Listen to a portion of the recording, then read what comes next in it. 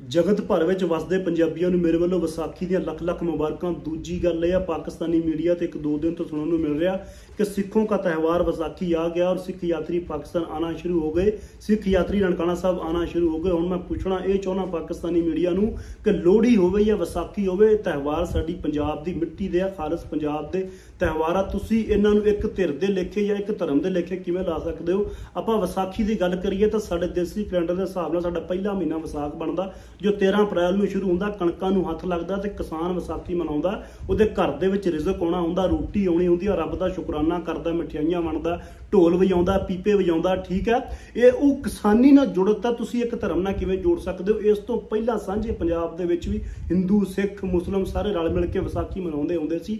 एवनाबाद दे कोल मेला लगदा हुंदा सी कुजरां वाले, जिहड़ा बहुत वड्डा मेला हुंदा सी। विसाखी मेला 1521 दे विच शुरू होया सी, जिहनूं जनरल ज़िया दे दौर दे विच आके तुसीं खत्म करता। अगर आपां सिखां दी जुड़त वेखीए विसाखी दे नाल तां ओह इह आ कि 1699 दे विच गुरु गोबिंद सिंह जी होरां ने खालसा सिरजिया सी। ठीक है, उदों भी 13 अप्रैल विसाखी का दिन सीगा। इस तो वक्त विसाखी सानूं होर भी नेड़े उदों हो जाती है जदों साडे पंजाबियां नूं जलियांवाले बाग अंमृतसर दे विच जिहड़ा आ ओह गोलियां मार के जनरल डायर वल्लों मार दिता गया सी या शहीद कर दिता गया सी।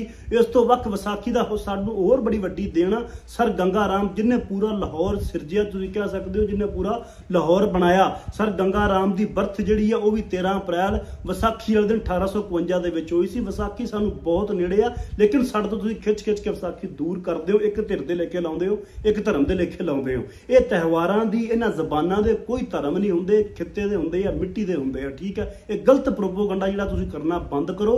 और विसाखी सारे रल मिल के उदों ही मनाउंदे सी, विसाखी अज भी मनाउंदे आ। किसी धर्म दी नहीं बल्कि किसानी नाल जुड़ी हुई विसाखी है।